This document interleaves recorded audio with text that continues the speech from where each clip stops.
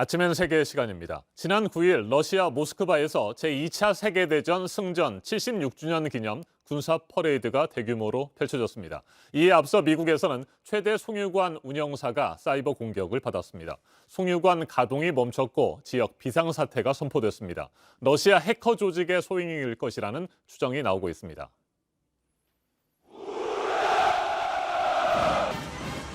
7만 3천 제곱미터에 이르는 모스크바 붉은 광장에서 군인들의 만세 소리가 울려 퍼집니다.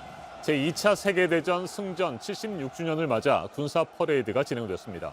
여군을 포함해 12,000여 명의 군인이 붉은 광장을 가득 메웠습니다. 2차 대전 때 사용됐던 T-34 전차를 선두로 러시아의 차세대 주력 전차와 단거리 전술 미사일, 대륙간 탄도 미사일 등 190여 점의 무기와 군사 장비가 선보였습니다. 붉은 광장 하늘 위에서는 화려한 공중 퍼레이드가 펼쳐졌습니다. 첨단 극초음속 미사일을 장착한 미그 전투기와 수호이 전투기, 전략 폭격기 등 70여 대 각종 군용기가 동원됐습니다. 공격기 6대는 백색과 청색, 적색의 연막을 내뿜으면서 러시아 국기를 하늘에 수놓았습니다. 블라디미르 푸틴 러시아 대통령도 직접 현장에서 군사 퍼레이드를 관람하고 기념 연설도 했습니다. 들어보시겠습니다.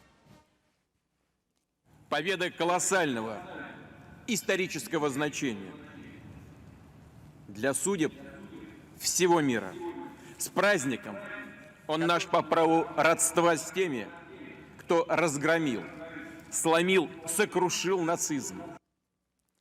이에 앞서 미국 최대 송유관 운영사인 콜로니얼 파이프라인은 지난 7일 사이버 공격을 받았습니다. 아직까지도 운영이 중단된 상태입니다. 미국이 다크사이드로 알려진 러시아 해커 집단의 소행일 가능성을 제기하면서 파문이 커지고 있습니다. 다만 러시아 정부가 이번 사이버 공격에 직접 개입했을 가능성은 크지 않은 것으로 전해지고 있습니다.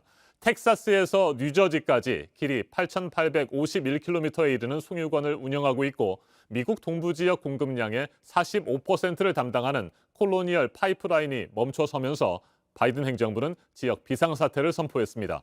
조 바이든 대통령의 말도 들어보시겠습니다. I'm going to be meeting with President Putin, and so far there is no evidence based on from our intelligence people that Russia is involved, although there is evidence that the actors' ransomware is in Russia. They have some responsibility to deal with this. 러시아 전문가와 좀 더 자세하게 짚어보겠습니다. 이신욱 부산 외대 교수 전화로 연결돼 있습니다. 교수님 안녕하십니까? 예, 안녕하세요. 네, 먼저 러시아에서 대조국 전쟁으로 불리는 2차 대전 승전 기념일부터 살펴보죠. 코로나19 확산에 대한 우려가 있었지만 꽤 성대하게 축하 행사가 진행됐습니다. 어떤 의미가 있을까요? 네, 러시아에서는 1815년 나폴레옹의 러시아 침공을 조국 해방전쟁, 제2차 세계대전을 대조국 해방전쟁으로 부르고 있습니다. 스탈린 차에서 나치 독일을 막을 수 있는 방법은 민족주의밖에 없어 소련 정부는 우리 어머니 조국 러시아를 구하자고 선동했고 이에 호응한 러시아 국민들은 거국적으로 일어나 나치 독일에 대항했었습니다. 우리에게 잘 알려진 드라마 모래시계 주제곡 백학도 이러한 배경에서 나온 노래로 러시아에서는 승전 기념일에 전 국민이 부르는 전몰자 애도곡이죠. 작년 2020년에는 코로나19로 인해 75주년 승전 기념식이 6월 24일로 연기되었지만 올해는 승전 기념일에 행사를 강행하여 러시아가 코로나19를 극복하는 모습과 강력한 러시아의 건설 그리고 푸틴 대통령이 전국 주도권을 쥐고 있다는 것을 대내외에 천명하고 러시아 민족주의를 자극하여 서방의 대러시아 제재를 극복하겠다는 포석으로 생각됩니다. 승전 기념일에 대규모 행사를 진행하여 나치 독일에 저항하는 러시아 국민과 서방의 압력에 당당히 저항하는 푸틴 대통령을 동일시하여 미국과 서방에 대한 민족 저항의 상징으로 이미지 메이킹하려는 것으로 생각됩니다. 네, 미국의 최대 송유관 해킹 사건도 파장이 큰 것 같습니다. 백악관은 연방 태스크포스까지 조직을 했고요. 미국 인프라에 대한 최악의 사이버 공격이다 이런 말까지 나오고 있습니다. 지난해에도 미 대선 개입과 해킹 문제로 미국과 러시아 사이의 긴장이 고조되지 않았습니까? 설령 이번 해킹이 러시아 정부 차원의 개입이 아니더라도 양국 갈등에 큰 영향을 미칠 것 같은데 어떻게 생각하세요? 네, 그렇다고 생각됩니다.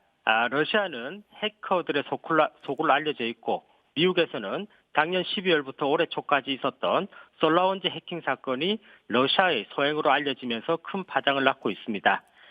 정부 차원에서 엄밀하게 접근하는 공급망 해킹 사건은 알기도 힘들고 파장도 조사하기 힘들 정도로 광범위하게 이루어지고 있기 때문입니다. 한국에서도 북한 소행으로 추정되는 2011년 농협 전산망 마비 사태, 2013년 320 전산대란, 2014년 카드 3사 개인정보 대량 유출 사건이 공급망 해킹 사건에 해당됩니다. 만약 이번 송유관 해킹 사건이 러시아 소행으로 밝혀진다면 바이든 행정부의 대러시아 관계 설정에 큰 영향을 미칠 것으로 보입니다. 러시아 정부는 바이든 행정부에 대해 우크라이나 위협과 북극해 전력 전강과 같은 군사적 방법 이외에도 이번 송유관 해킹 사건과 같은 인터넷을 통한 도발을 통해 자신의 영향력을 과시하고 미 행정부의 정책 변화를 시도하고 있습니다. 아마도 바이든 행정부는 대러시아 정책을 직접 충돌보다는 대화 압박을 통한 양면 전술로 갈 가능성이 커 보입니다. 자, 그런데 바이든 대통령은 계속해서 푸틴 대통령과 만나겠다는 뜻을 밝히고 있습니다. 두 정상의 만남이 다음 달 중에 이루어질 것이다, 이런 관측도 나오고 있고요. 현재 두 정상의 진짜 속내는 뭘까요? 지난 트럼프 시대와 달리 미국 바이든 행정부는 반 푸틴, 반 러시아 정서가 높다고 할 수 있습니다.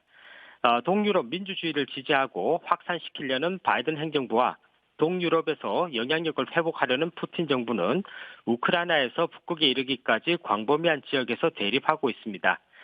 바이든 행정부는 나발리 석방을 거듭 압박하고 지난 2014년 우크라이나 사태 이후 지속되고 있는 대러시아 경제 제재를 더욱 강화하고 있어 러시아 푸틴으로서는 매우 곤혹스러운 상황입니다. 아마도 푸틴은 바이든 행정부와 화해를 시도하고자 하지만 나발리 석방과 같은 양보 조치가 없는 이상 미국과 러시아의 대립 상황은 지속될 것으로 보입니다. 알겠습니다. 말씀 잘 들었습니다. 이신욱 부산외대 교수였습니다. 푸틴 대통령은 승전 76주년 기념식 연설에서 굳건하게 러시아의 이익을 지키겠다고 강조했습니다. 외신들은 이번 승전 기념일 행사가 러시아 내부적으로는 9월 총선을 앞두고 있고 외부적으로는 대선 개입과 해킹 논란, 나발리 문제 등으로 미국과의 관계가 악화되고 있는 가운데 성대하게 치러졌다는 점에 주목해야 한다고 평가했습니다. 지금까지 아침 현석이었습니다.